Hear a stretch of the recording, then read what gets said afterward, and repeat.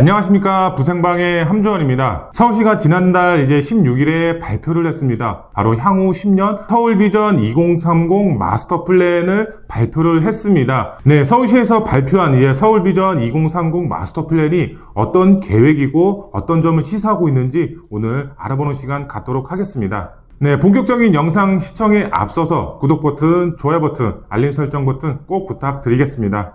네, 서울비전 2030 마스터 플랜, 서울시가 네 가지로 축소해서 발표를 했는데요.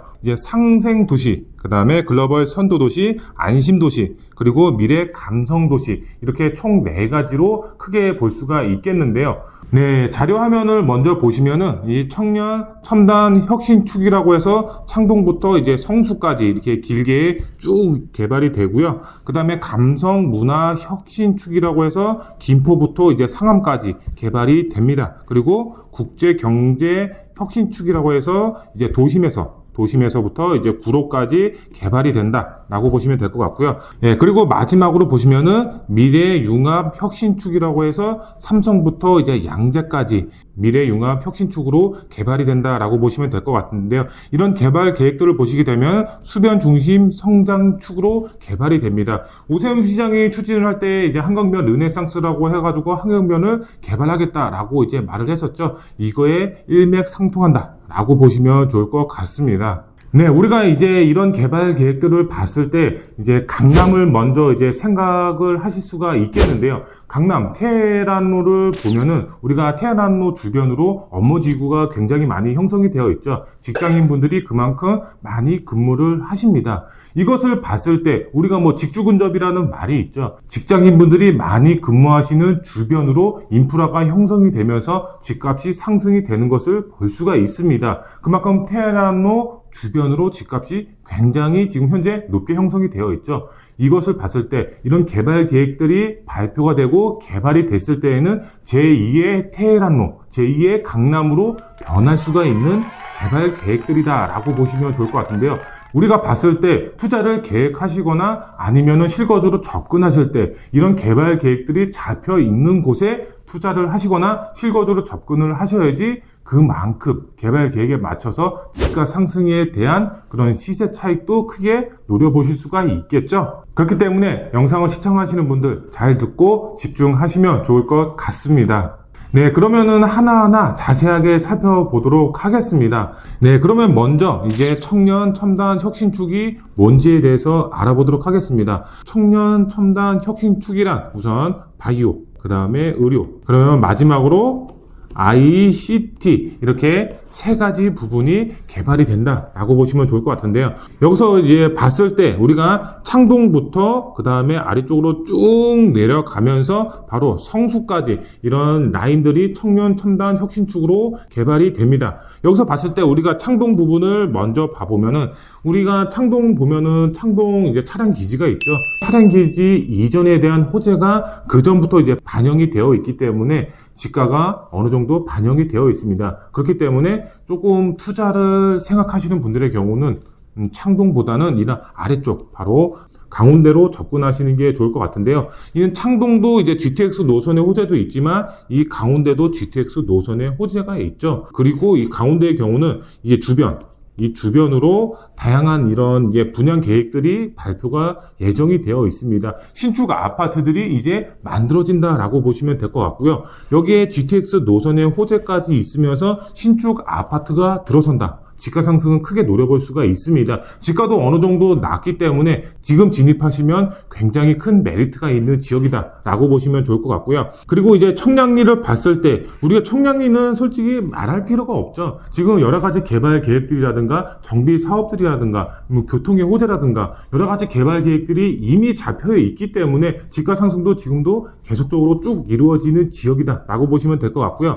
그 다음에 마지막으로 성수도 지금 성수 전략 정비 구역이라든가 바이오 산업이라든가 의료 산업이라든가 여러 가지 개발 계획들이 계속적으로 잡혀 있습니다. 그만큼 이 창동부터 이 성수까지 여러 가지 개발 계획들이 굉장히 많이 몰려 있기 때문에 개발 호재의 영향으로 인한 지가 상승도 계속적으로 이루어질 수밖에 없는 그런 지역이다라고 보시면 될 것 같고요. 이 지역 안에서 바로 강원대를 좀 중심적으로 보셔서 임장활동 하셔서 실거주로 접근하시면 정말 메리트가 있는 지역이다라고 보시면 좋을 것 같고요.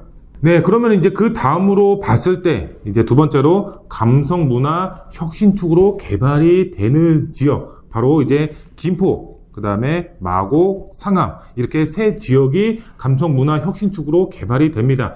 네, 감성문화 혁신축이 어떻게 개발이 되냐? 바로 방송, 미디어, 문화, 그리고 마지막으로 R&D, 이렇게 네 가지 측면으로 개발이 됩니다. 네, 이렇게 봤을 때 이게 방송, 미디어, 문화, 그 다음에 R&D, 이렇게 네 가지 측면으로 개발이 되는데, 우선 상암을 봤을 때 다들 아시다시피 상암 같은 경우는 방송국들이 굉장히 질비했죠. 그렇기 때문에 방송 미디어의 이제 변화의 중심축에 상암이 속한다라고 보시면 좋을 것 같고요. 이제 두 번째로 봤을 때 이런 마곡이라는 지역 같은 경우는 대기업들이 굉장히 많이 들어가 있죠. 그래서 이제 감성 문화 혁신 쪽으로 개발이 된다라고 보시면 될 것 같고요. 그 다음에 마지막으로 김포를 봤을 때 김포가 여기 왜 들어가? 이렇게 생각하시는 분들 굉장히 많이 있을 것으로 예상이 되는데요. 김포의 경우는 이제 문화시설이 굉장히 많이 발달이 되어 있죠. 그리고 볼거리들, 이런 걸로 이제 개발이 될 예정으로 보여지고 있습니다. 여기 교통의 호재도 있죠. 이제 5호선 연장도 이제 추가적으로 이런 이제 방화역으로 예정이 되어 있죠. 그만큼 아직까지는 개발이 확실한 것은 아니지만 교통의 호재까지 있기 때문에 이 김포 라인을 봤을 때 지가 상승도 굉장히 크게 노려볼 수가 있습니다. 아직까지는 저평가되어 있기 때문에 이런 상암, 그 다음에 마곡에 비해서는 그나마 적은 금액으로 접근이 가능하기 때문에 실거주로 접근하시는 분들의 경우는 김포 라인, 이런 경기도 초입이죠. 경기도 초입에 붙어 있기 때문에 김포 라인을 노려보시는 것도 좋은 방법이 될 것 같습니다. 그 다음으로 볼 때 우리가 국제 경쟁 혁신축을 볼 수가 있겠는데요. 여기서 봤을 때 국제라는 단어가 들어가죠. 이 국제 단어가 들어감으로써 지금 많은 변화의 중심축이 이쪽으로 몰려든다라고 보시면 될 것 같은데요. 제2의 강남으로 변할 수가 있는 지역, 바로 제2의 테헤란으로 변할 수가 있는 지역이 여기다. 지금 서울, 용산, 여의도, 영등포, 마지막으로 구로, 이 라인이 바로 제2의 테헤란로로 변할 수가 있기 때문에 이 지역을 조금 중점으로 이제 설명을 드리도록 하겠습니다. 국제 경제 혁신축이 어떻게 개발이 되냐? 바로 역사, 금융, 업무, 이쪽 지역이 업무단지가 굉장히 밀집이 되어 있죠. 그 다음에 핀테크, 이렇게 네 가지로 이제 개발이 된다라고 보시면 좋을 것 같은데요. 이 역사, 금융, 업무, 핀테크, 이 네 가지 개발 호재만 봤을 때에도 상당히 큰 파급 효과를 기대를 할 수가 있겠습니다. 서울역의 경우는 A 노선, 그 다음에 B 노선, 두 개의 노선이 서울역으로 들어가기 때문에 교통의 호재 굉장히 풍부한 지역이 되겠고요. 그리고 서울역 북부 역세권 개발 사업도 이제 예정이 되어 있죠. 제2의 코엑스로 개발이 된다고 하기 때문에 상업 업무 복합시설로 서울역이 개발이 됩니다. 그만큼 서울역 굉장한 큰 메리트가 있는 지역이다 라고 보시면 좋을 것 같고요. 그 다음에 서울역부터 지금 용산역까지 경부선 지하 사업도 개발이 예정이 되어 있고, 중간에 캠프킨 부지 개발 계획, 그 다음에 용산역은 뭐 말할 필요도 없습니다. 여기 용산역 집값 엄청나게 상승이 되고 있죠. 그리고 여긴 GTX A 노선이 들어가죠. 교통의 호재까지 있는 지역이기 때문에 용산역 주변 집값 크게 상승이 될 수가 있다라고 보시면 좋을 것 같고요. 이 여의도를 보시게 되면 바로 금융 쪽으로 특화가 되어 있죠. 국제금융지구로 개발이 된다라고 보시면 좋을 것 같은데요. 그만큼 파급 효과 굉장히 크다라고 보시면 좋을 것 같고요. 영등포의 경우도 이제 구도심으로서 지금 이제 개발 계획들이 상당히 많이 잡혀 있죠. 그리고 다양한 정비 사업들도 지금 예정이 되어 있기 때문에 그만큼 인프라도 크게 개선이 될 것으로 보여지고 있고요. 구로 쪽 보시게 되면 구로는 지금 뭐 다양한 개발 호재의 영향은 없지만 지금 국제 경쟁 혁신축으로 개발이 됨으로써 앞으로의 미래 가치가 그만큼 큰 지역입니다.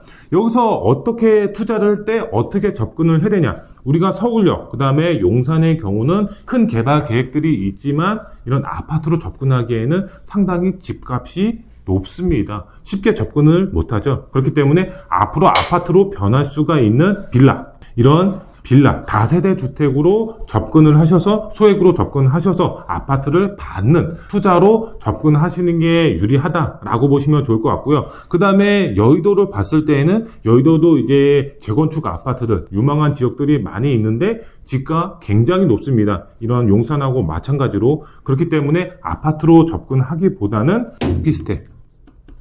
오피스텔로 접근하는 게 맞다. 업무지구로 개발이 되기 때문에 오피스텔에 투자를 하는 것이 옳은 선택지가 될 수도 있다라고 보시면 될 것 같고요. 영등포도 이런 빌라로 투자를 하시면 좋을 것 같고요. 그리고 이제 마지막으로 구로 쪽을 봤을 때, 구로 쪽은 지금 이제 서울에 비해서 집값이 상대적으로 낮습니다. 여러 가지 개발 호재의 영향을 받을 수가 있기 때문에 구로 쪽은 실거주로 접근을 하시는 게 낫습니다. 그렇기 때문에 아파트로 접근을 하는 게, 구로 쪽은 아파트로 접근한 게 올바른 선택지가 되지 않을까, 이렇게 생각이 됩니다. 네, 그리고 이제 마지막으로 봤을 때 미래융합 혁신축이 되겠습니다. 바로 AI죠. 그 다음에 R&D 개발이 들어간다라고 이제 보시면 좋을 것 같고요.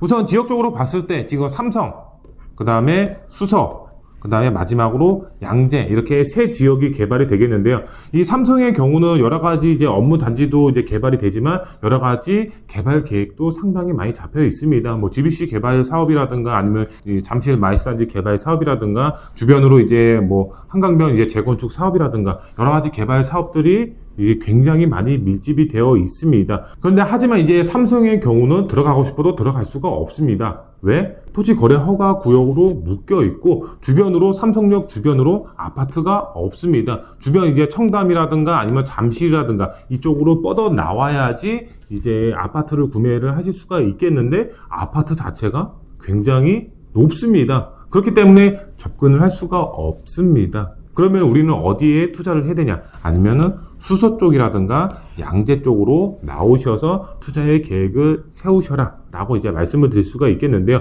그나마 수서의 경우도 이제 아파트가 그나마 이제 접근이 가능하지만 그래도 높습니다. 그러면 우리는 어디에 투자를 해야 된다? 바로 양재로 이제 접근을 하셔야 됩니다. 이런 삼성의 경우는 지금 GTX A 노선이라든가 C 노선이 들어갑니다. 양재의 경우도 A 노선이 들어감으로써 집가도 이제 꾸준하게 우상향할 수가 있는 그런 지역이다라고 보시면 좋을 것 같은데요. 이 양재의 경우는 바로 빌라, 이런 재개발을 보고서 투자로 접근을 하셔야 됩니다. 우리가 이제 재개발 이슈가 굉장히 크게 나타나는 지역 중에 한 곳이 바로 양재입니다. 뭐 소규모 재건축 사업이라든가 소규모 이제 가로주택 정비 사업이라든가 이런 재개발 사업들 충분하게 이루어질 수가 있는 지역이기 때문에 소액으로 이런 빌라, 다세대 주택에 투자를 하는 것이 어느 정도 맞는 투자처가 아닐까. 그리고 한 가지 이제 더 말씀을 드리면 이 삼성역 부근에는 오피스텔도 충분히 노려볼 수가 있다라고 이제 마지막으로 설명을 드릴 수가 있겠습니다. 네, 그러면 마지막으로 이런 개발 계획들이 발표가 됨으로써 시사하는 부분이 어떤 것이 있는지 제 개인적인 생각이니까 한번 들어보시면 좋을 것 같은데요. 이런 여러 가지 개발 계획으로 인해서 이런 다양한 이제 바이오 사업이라든가 금융 사업이라든가 아니면 여러 가지 AI 사업이라든가 여러 가지 개발 사업으로 인해서 서울이 앞으로 정말 국제 도시로서 탈바꿈한다라고 이제 보시면 좋을 것 같은데요. 그만큼 서울의 이제 가능성은 무궁무진하다라고 이제 보시면 좋을 것 같습니다. 그렇기 때문에 서울의 미래 가치는 계속적으로 상승이 될 수밖에 없겠고요. 앞서서 말씀을 드린 것처럼 제2의 강남, 테헤란으로 변할 수가 있는 지역 중심으로 이런 이제 투자의 계획을 세우시면 정말 큰 수익 보실 수가 있다라고 보시면 될 것 같고요. 이런 개발 계획들이 잡혀 있는 것을 봤을 때 집가는 어떻게 될까요?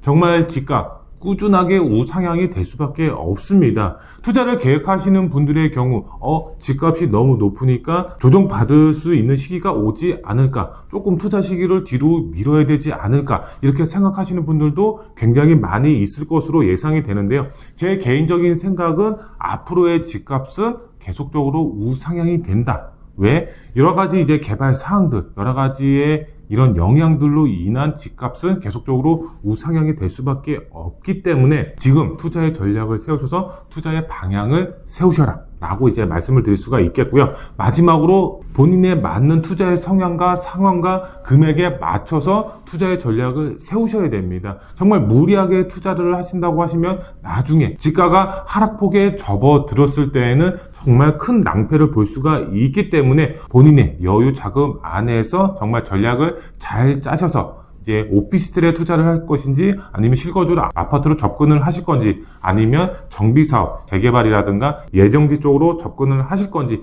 잘 판단하셔서 투자의 전략을 세우셔라 말씀을 드릴 수가 있겠습니다.